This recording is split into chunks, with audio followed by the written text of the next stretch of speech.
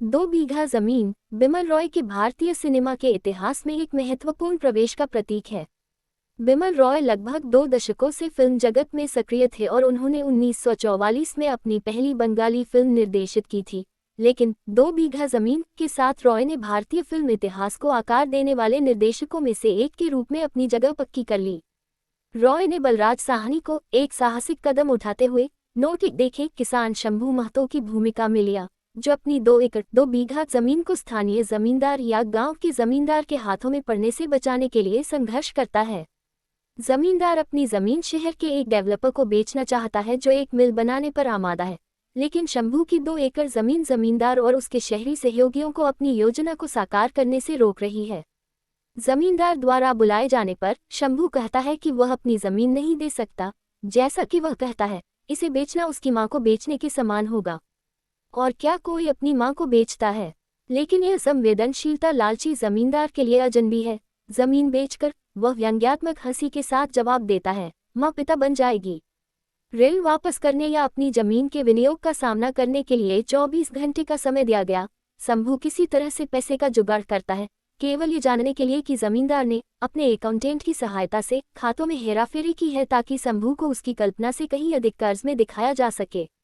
यहाँ और अन्य जगहों पर दृश्य हमें मदर इंडिया की ओर ले जाता है। हालांकि जैसा कि जल्द ही स्पष्ट हो जाएगा, दोनों फिल्में एक दूसरे से बिल्कुल अलग भी हैं। मामला अदालत में जाता है और बिमल रॉय साउंड ट्रैक का अच्छा उपयोग करते हुए अदालत कक्ष को एक डराने वाली जगह के रूप में दर्शाते हैं जहां शंभू स्पष्ट रूप से अपने तत्व से बाहर है। साक्ष्य, प्रमाण और गवाही के प्रोटोकॉल शंभू के लिए एक दूरस्थ दुनिया में काम करते हैं। जब वही ईश्वर को अपना गवाह बताता है तो उसका मजाक उड़ाते हुए पूछा जाता है। शंभू स्तब्ध रह जाता है। पढ़े लिखे लोगों की कर्कश हंसी, वकील के तीखे सवाल, कार्यवाही की अनवरत गति और न्याय व्यवस्था के सवालों के प्रति अदालत की उदासीनता, ये सब मिलकर न्यायिक फैसले को जहर में बदल देते हैं। शंभू को आदेश दिया जाता है कि वह जमींदार को 3 महीने के भीतर 235 रुपये की राशि अदा करे, अन्यथा उसकी जमीन जब्त कर ली जाएगी।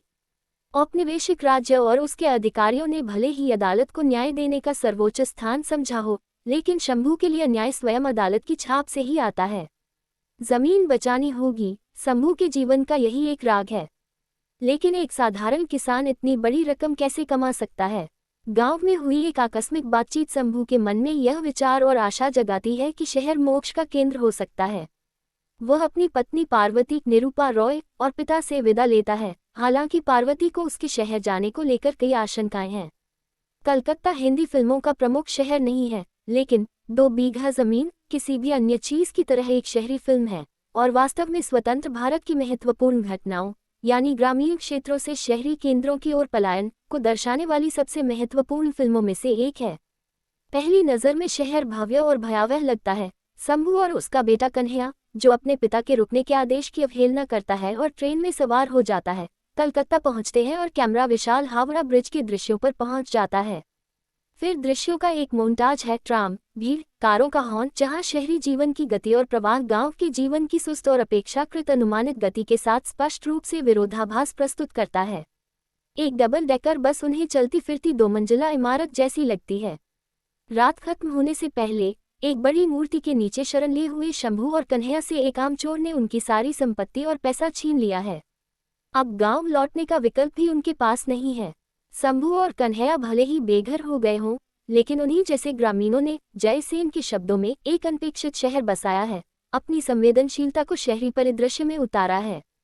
वे शहर की एक झुग्गी बस्ती में पहुंचते हैं जहां की मुखिया, एक बूढ़ी औरत जिसे चाची जी कहा जाता है, उन्हें अपने संरक्षण में ले लेती है। वे अपने गांव के घर के लिए तरस सकते हैं, लेकिन शंभू और उसके जैसे लोग औद्योगिक बेघरों का हिस्सा नहीं है। वे एक ऐसे समुदाय में घुल मिल जाते हैं जिसके सदस्य उनके दुख दर्द और खुशियां बांट सकते हैं। E.P. थॉम्सन ने अंग्रेजी देहात में रहने वालों के बारे में लिखते हुए इसे ही किसानों की नैतिक अर्थव्यवस्था कहा है। शंभू, जिसके रोजगार पाने के प्रयासों का बार बार मजाक उड़ाया गया है, बस्ती के एक बुजुर्ग से रिक्शा चलाने का काम सीखता है, लेकिन कमाई पर्याप्त नहीं होती और कन्हैया खुद जूते पॉलिश करने का काम शुरू कर देता है। हालांकि अगर सफलता जैसी कोई चीज सफल नहीं होती, तो ये भी उतना ही सच लगता है कि दुर्भाग्य उन लोगों पर बरसता है जो पहले से ही जीवन के कष्टों से स्तब्ध हैं। शंभू गंभीर रूप से घायल होकर बिस्तर पर पड़ा है।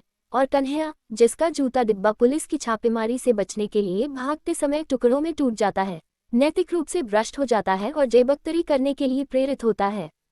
इस बीच इस बात से चिंतित कि उसे अब शंभू से कोई पैसा या पत्र भी नहीं मिल रहा है, गर्भवती पार्वती निर्माण कार्य में लग जाती है और अंततः शहर में शंभू की तलाश में निकल पड़ती है। एक गांव की महिला जो आंशिक रूप से पर्दा करती है और एक बड़े महानगर में नई नई आई है, एक शिकारी के लिए आसान शिकार की तरह है। एक ऐसे आदमी द्वारा बहकाया जाता है जो दावा करता है कि वह उसे शंभू के पास ले जा सकता है। पार्वती उसके चंगुल से भागने के लिए छटपटाती है और एक कार से कुचल दी जाती है। वह बच जाती है, परिवार फिर से मिल जाता है, लेकिन जमीन अब उसकी नहीं रह जाती। शंभू ने अपनी जमीन बचाने के लिए पैसे जुटाने के लिए अपना खून बहाया था। भाग्य के एक विडंबनापूर्ण मोड़ में, जैसा कि शंभू खुद देखता है, पार्वती को बचाने के लिए खून खरीदने पर पैसा खर्च करना पड़ता है। आखिरी मार्मिक दृश्य में वे तीनों एक बाड़ के पास खड़े हैं जिसके पार अब एक कारखाना बन रहा है जो कभी उनकी जमीन हुआ करती थी। एक समय शंभू, जिसकी अपार गरिमा और उद्देश्य की ईमानदारी उसे उसकी गरीबी जितनी ही पहचान देती है, कन्हैया द्वारा चोरी का सहारा लिए जाने पर अपने बेटे को त्यागने के लिए भी तैयार था। और अब जब वह जमीन पर एक छोटा सा ढेला उठाकर लालसा से देख रहा है, तो चौकीदार खुद शंभू पर चोरी का आरोप लगाता है। शाम के सूरज की रोशनी में तीनों चले जाते हैं। गांव और शहर का विरोधाभास साहित्य जितना ही पुराना है, और यह कहना अतिशयोक्ति नहीं होगी कि दोनों के अपने समर्थक रहे हैं। गांव एक नैतिक अर्थव्यवस्था प्रदान करता है जो जीवन और रीति रिवाजों को आधार प्रदान करती है, लेकिन आधुनिकता की परिस्थितियों में गांव जीविका प्रदान करने में भी असमर्थ है और इसके निवासी अज्ञानता के वातावरण में पले बड़े हैं, शोषण और उत्पीड़न के लिए खुले हैं। फिर भी बिमल रॉय शहरी जीवन की क्रूरता, उस उदासीनता, गुमनामी और साधनहीनता का चित्रण करने में उतने ही स्पष्ट है जो शहरी परिवेश में अधिकांश मानवीय संबंधों की पहचान प्रतीत होती है। यह कोई आश्चर्य की बात नहीं है कि शहर में लगभग एकमात्र निवासी जो थोड़ी बहुत मानवता प्रदर्शित करते हैं, वे गांव से हाल ही में आए प्रवासी हैं। यदि बिमल रॉय गांव और शहर के बीच खुद को कैसे स्थापित करें, इस बारे में कुछ दुविधा प्रदर्शित करते हैं, तो वे स्पष्ट रूप से कहते हैं कि उत्पीड़ित की नैतिकता उत्पीड़क की नैतिकता से श्रेष्ठ है।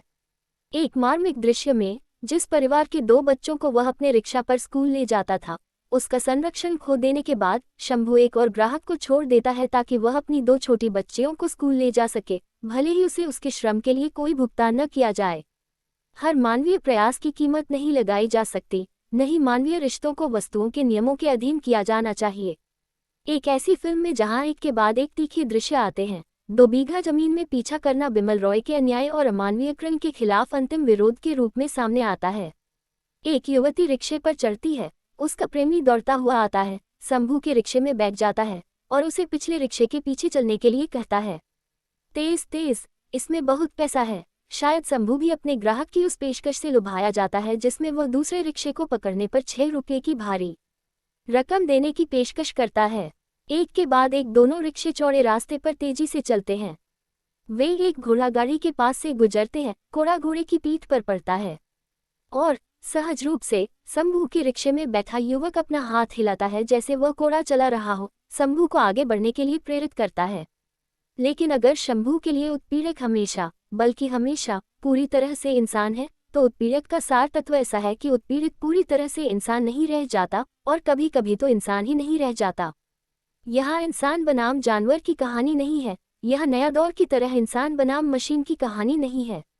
यहाँ बड़े ही साहस के साथ उकेरी गई इंसान बनाम इंसान की कहानी है।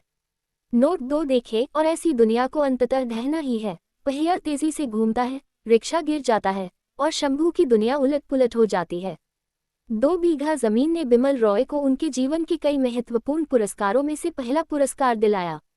रॉय को भारत में सर्वश्रेष्ठ फिल्म और सर्वश्रेष्ठ निर्देशक का पुरस्कार मिला। ये बॉक्स ऑफिस पर बहुत सफल फिल्म नहीं थी, लेकिन कान और कार्लोवी वेरी जैसे अंतर्राष्ट्रीय फिल्म समारोहों में इसे खूब सराहा गया। फिल्म समीक्षकों ने इसकी तुलना इतालवी नव यथार्थवाद की उत्कृष्ट कृतियों जैसे बाइसिकल थीफ और अम्बर्टो डी से की और कई लोगों ने सोचा कि ये दुनिया भर के शोषितों के पक्ष में बोलती है। बलराज साहनी फिल्म जगत में पहले से ही एक प्रसिद्ध हस्ती थे, लेकिन 2 बीघा जमीन ने उन्हें अभिनेताओं की पहली पंक्ति में पहुंचा दिया।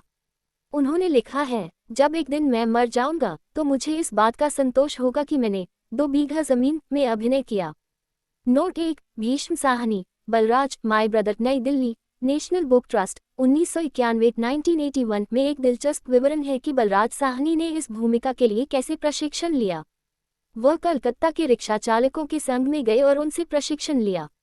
सड़कों पर जिन लोगों से उनकी मुलाकात हुई उनमें एक रिक्शा चालक भी था जो ठीक उसी कहानी को जी रहा था जिसकी शूटिंग हो रही थी। फर्क सिर्फ इतना था कि शंभू के उलट, जिसने कलकत्ता में 3 महीने बिताए थे, ये रिक्शा चालक अपनी 2 बीघा जमीन बचाने की कोशिश में 15 साल से ज्यादा समय से कलकत्ता में था। बलराज ने इस आत्मज्ञान के क्षण का वर्णन इस प्रकार किया है। तब मैंने मानो उस अधेड़ उम्र के रिक्शा चालक की आत्मा को अपने भीतर समाहित कर लिया और अभिनय कला के बारे में सोचना बंद कर दिया। मुझे लगता है कि मेरे किरदार की अप्रत्याशित सफलता का असली राज यही था। अभिनय का एक बुनियादी उसूल मुझे अचानक मिल गया था, किसी किताब से नहीं बल्कि जिंदगी से। किसान और मजदूर को देश में हमेशा छला गया, जबकि इन्हीं दोनों की वजह से घर और खलिहान चमकते हैं। प्रसिद्ध निर्देशक बिमल रॉय ने किसानों और मजदूर वर्गों के जीवन पर 2 बीघा जमीन फिल्म 1953 में बनाई थी। इसका गीत अजब तोरी दुनिया हो मोरे रामा विशेष तौर पर पसंद है। वजह यह है कि इसमें सर्वहारा वर्ग के एहसासों को मार्मिक ढंग से रखा गया है। फिल्म के गीत शैलेंद्र ने लिखे हैं।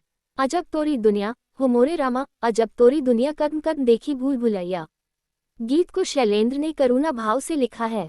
इसमें मजदूरों और किसानों की दुर्दशा को दर्शकों के सामने रखा गया है। सलील चौधरी के संगीत में मोहम्मद रफ़ी और साथियों ने इस गीत को गाया है। किसानों और मजदूरों का दर्द लिया ये गीत उनके बिना दुनिया की कल्पना को कोरा ठहराता है। फिल्म गरीबी, शोषण और किसानों की दुर्दशा को उजागर करती है। ये फिल्म समाज में आर्थिक असमानता और सामंती व्यवस्था के खिलाफ आवाज उठाती है। एक लेख के अनुसार 2 बीघा जमीन एक शक्तिशाली फिल्म है जो आज भी प्रासंगिक है। ये फिल्म भारतीय सिनेमा के इतिहास में एक क्लासिक मानी जाती है।